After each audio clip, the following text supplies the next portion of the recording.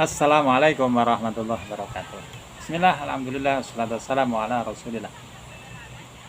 Wala hawla wala quwwata illa billahil aliyyil azim. Sallallahu ala Muhammad, sallallahu ala Muhammad, sallallahu ala Muhammad, sallallahu ala Muhammad, sallallahu ala Muhammad, sallallahu ala Muhammad, sallallahu ala Muhammad, sallallahu ala Muhammad, sallallahu ala Muhammad. Allahumma sholli ala Muhammad wa salim. Allahumma sholli ala Muhammad wa salim. Allahumma sholli ala Muhammad wa salim. Nah, sahabat yang berbahagia yang dimuliakan Allah Subhanahu wa taala. Bagaimana kabar hari ini? Lebih baik, lebih sehat, lebih bahagia ya. Amin ya rabbal alamin. Udah tidak usah berpikir macam-macam. Berpikir rileks, bahagia. Nah, kali ini saya mau menyampaikan pada sahabat semua bagaimana pada saat sahabat semua mengalami kecemasan atau panik attack. Harus bagaimana? Harus bersikap seperti apa? Kadang banyak sahabat-sahabat yang ketika mengalami serangan panik, takut, dia masuk ke kamar nangis. Masuk ke kamar katanya nangis. Nah, ini duduk saya kayak gini, ini memang lebih nyaman ya. Lebih seneng duduk seperti ini, seperti jajan di angkringan. Nah, duduk sigang, kaki di atas, udah makan sambil minum kopi di angkringan. Nah, santai aja ya. Gak usah formal-formalan, kita santai, saya juga duduk santai. Yang penting kita ngobrol, membicarakan ilmu Allah. Nah, kecemasan ya, kembali ke kecemasan berlebih, ketakutan berlebih yang sahabat-sahabat semua rasakan. Apa sih yang sebenarnya ada dalam benak ketika mengalami cemas? Ketika cemas itu apa yang ada di dalam benak sahabat semua? Satu kan yang ada di dalam benak sahabat-sahabat semua, perasaan mati. Perasaan mati ya kan, satu saja. Kalau misalnya takut sakit berat, ujung-ujungnya sakit berat, yang ditakutkan apa? Ya takut mati, yang ditakutkan takut mati. Sahabat yang memuliakan Allah, dulu pada saat sahabat semua ada di dalam kandungan ibu sahabat semuanya, pada usia ke 4 bulan, 120 hari, Allah melalui malaikat memerintahkan untuk mencatat 4 perkara. Nah, 4 perkara yang akan ditetapkan untuk sahabat semua. Di antaranya adalah usia.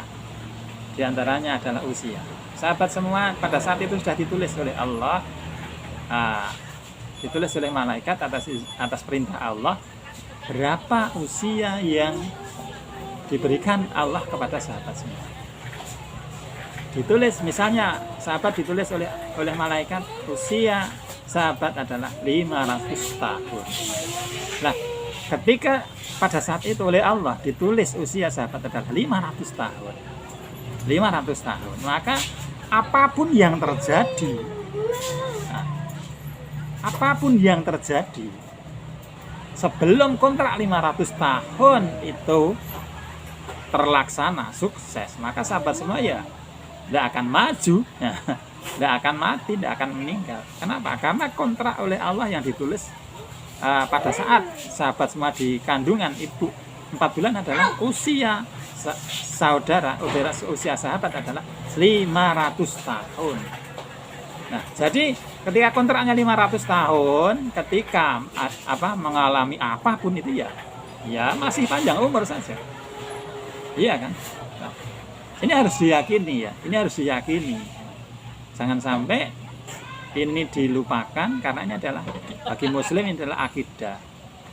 Jadi ketika ada orang naik pesawatnya meledak, ternyata masih hidup. Naik keretanya tabrakan, ternyata masih hidup. Ya kan? Jadi ada lagi jatuh dari gedung tingkat 20 sampai bawah, masih hidup. Kenapa masih hidup? Padahal secara logika itu harusnya sudah mati. Tetapi kenapa masih hidup? Itu karena kontraknya belum habis, kontraknya 500 tahun. Kontraknya 500 tahun, apapun yang terjadi ya belum akan mati. Jadi keyakinan ini, kesadaran ini yang harus sahabat semua yakini, sahabat semua sadari dan yakini. Ketika sudah sadar dan diyakini bahwa secara tauhid itu ketetapan usia sahabat itu sudah dicatat oleh Allah Subhanahu wa taala. Ini harus dipahami, diyakini dan disadari.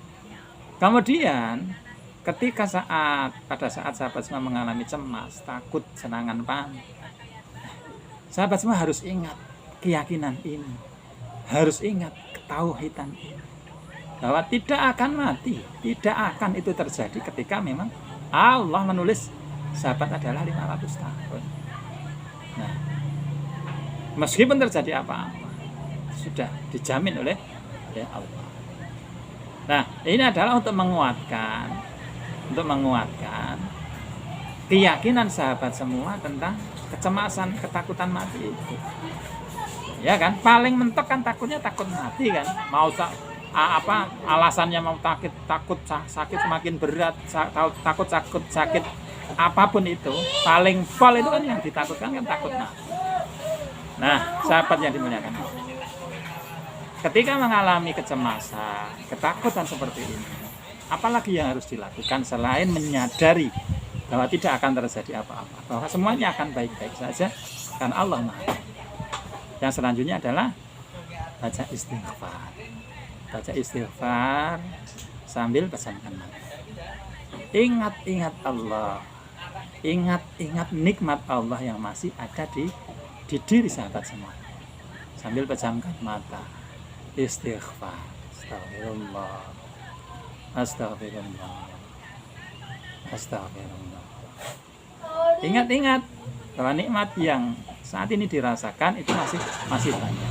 Jari masih 5, kanan kiri masih 5 kan, mata masih 2 bisa melihat, hidung masih bisa untuk menghirup nafas, telinga masih bisa untuk mendengar, rambut masih di kepala. Coba kalau rambut pindah di dengkul, rambut masih di kepala. Jadi sahabat semua nggak usah mikir yang overthinking, overdose. Rambut masih di kepala itu sudah subhanallah, nikmat yang luar biasa. Ya kan? Apa? Paru-paru masih bisa menampung oksigen. Detak jantung masih diberikan denyutnya oleh Allah Subhanahu wa taala. Kalau kadang-kadang deg enggak apa-apa. Kalau kadang ser enggak apa-apa. Aman. Karena apa? Karena sahabat semua mengalami ketegangan, kecemasan. Itu otomatis akan mengganggu sistem tubuh. Makanya butuh relaksasi, pikirannya direlaksasi, rileks, tenang, santai, semuanya akan baik-baik saja.